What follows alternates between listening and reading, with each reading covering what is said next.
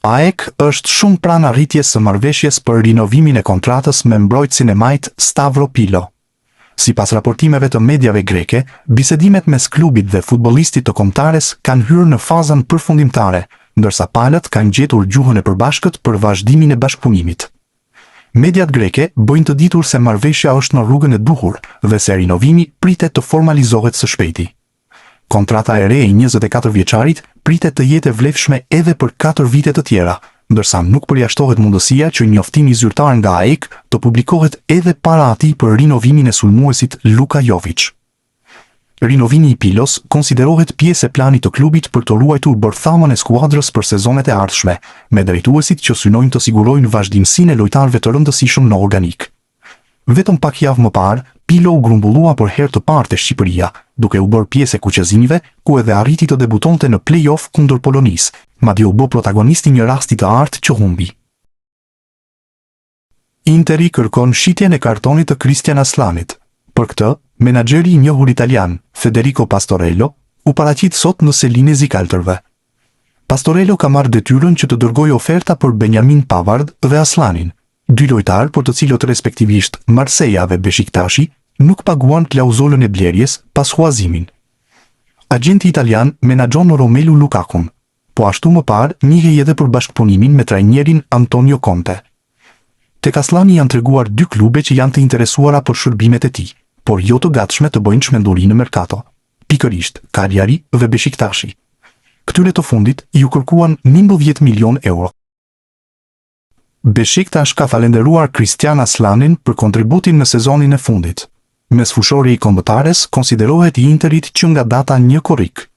Falenderojmë Christian Aslanin, i cili ishte pjesë e skuadrës sonë në huazim të përkohshëm, për kontributin e tij në klubin ton, dhe ju urojmë suksese në vazhdim të karrierës së tij, shkruan Beşiktashi në rrjetet sociale. Aslani nuk pritet të qëndrojë për shumë gjatë tek Interi. Cagliari është i interesuar për shërbimet e tij, ndërsa Beşiktashi do të futej në garë vetëm nëse pretendimet e zikaltërve do të uleshin. Klauzola që nuk u aktivizua për blerjen e kartonit ishte 11 milion euro. Mesfushori 24 vjeçar nuk konsiderohet si opsion nga Christian Kivu, ndaj dhe largimi është çështje kohe. Klubi i Lecces duket se është gati të shtojë numrin e futbollistëve të kombëtares shqiptare.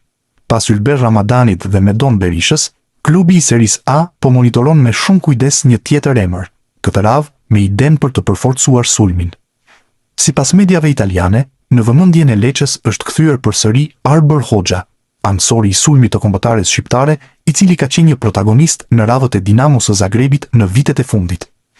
Sipas mediave italiane, emri i Hoxhës është diskutuar që në janar, por aso kohe u vendos që të mos ndërhyej për të bërë të mundur afrimin e tij. Tani, interesimi është zgjuar përsëri, pasi Lecce kërkon të përforcohet dhe të kërkojë qëndrimin edhe një tjetër edicion në Serie A.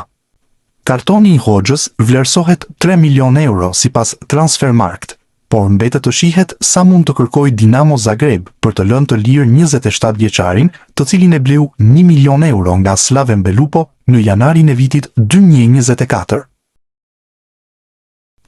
Yasir Hasani u rikthye ditën e sotme pranë klubit iranian të Esteghlal, duke marrë pjesë në stërvitjen e tyre të parë pas një periudhe të gjatë shkëputjeje.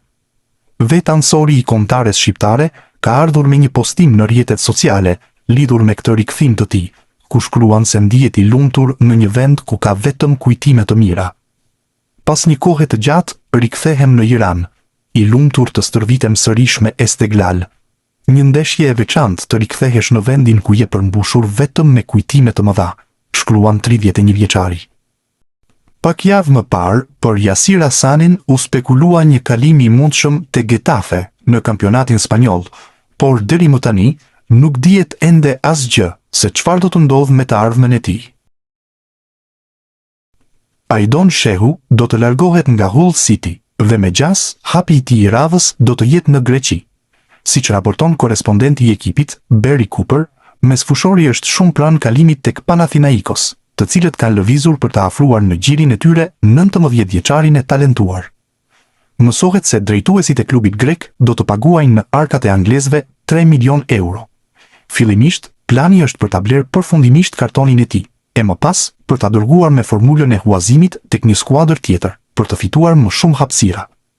Nëse ky kalim do të finalizohej, shehu do të ndiste akoma dhe më shumë derbin e Greqisë mes Panathinaikos edhe AEK të Afinës.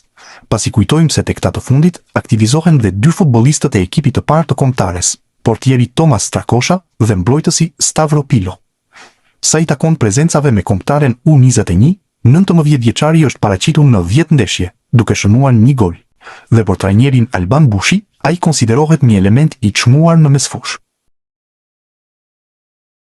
Armando Broja nuk do të transferohet te Cagliari në Serie A. Pavarësisht zërave të shumt gjatë ditëve të fundit, është gazetari italian Alfredo Pedulla që po hedhur poshtë idenë e kalimit të sulmuesit shqiptar në Itali. Sipas Pedulla, Cagliari nuk është interesuar kurrë për 25-vjeçarin e kombëtares shqiptare, madje nuk e ka pasur në listat e objektivave. Kështu, Armando Broja mbetet ende në ajër me një të ardhme të paqartë, pas rënies së Burnley nga Premier League.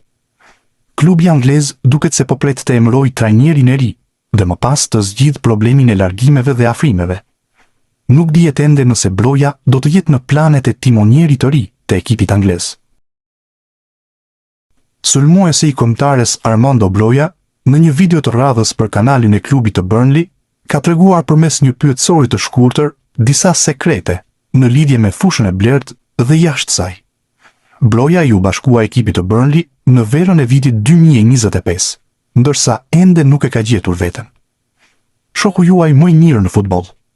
Do të thoja Sterling, Livramento, Colwill, Edward, Laurent. Numri që ju mbani mend si futbollist. Numri i parë ishte 57. Besoj. Mendoj se ky ishte numri që kam debutuar. Lojtari më i mirë që keni luajtur së bashku? Eden Hazard. Nëse do ktheheshit mbrapa në histori, cili moment do rikujtonit? Momentin kur Cristiano Ronaldo fitoi kampionatin evropian me Portugalin në 2016, por pa dëmtimin e tij në finalen e madhe. Cili vend do të dëshironi të jetonit për një vit? Në Florida, Pampa, specifikisht në këtë vend. Lojtari që ju e keni idhull dhe ju ka ndihmuar të rriteni profesionalisht. Ronaldo braziliani dhe Cristiano Ronaldo. Kush mendoni se është më i mirë mes këtyre dyve? Do të zgjidhja Ronaldo brazilianin, por Cristiano Ronaldo është goati im. Lojtari që ka më shumë stil te ekipi i Burnley. Do të thoja për veten? Marash Kumbulla nuk di se si do të jetë vazhdimi i rrugtimit të tij në sezonin e ardhshëm. Futbollisti i kombëtares shqiptare është kthyer nga huazimi te Mallorca në radhët e Romës, por nuk dihet ende nëse do të vazhdoj të jetë pjesë e këtij klubi apo jo. Duke folur për Sport Italia, futbollisti ka pranuar hapur se do të dëshironte që të punonte me Gianpiero Gasperinin, edhe pse ky i fundit në sezonin e kaluar nuk e përfshiu në preferencat e tij, duke e dërguar huazim në Spanjë. Do të më pëlqente shumë që të punoja me Gasperinin, e kam thënë edhe herë të tjera, por janë gjëra që do të shihen në javët e ardhshme. Nuk varet vetëm nga unë dhe ai. Do të mundohem që të paraqitem në grumbullim i gatshëm për të luajtur kartat e mia. Pastaj, do të vendosim të gjithë bashk atë që është më e mira për të tërë. Unë kam vetëm fjalë pozitive për trajnerin, e njihja që më parë, dhe mendoj se karriera flet vetë për to, tha Kumbulla.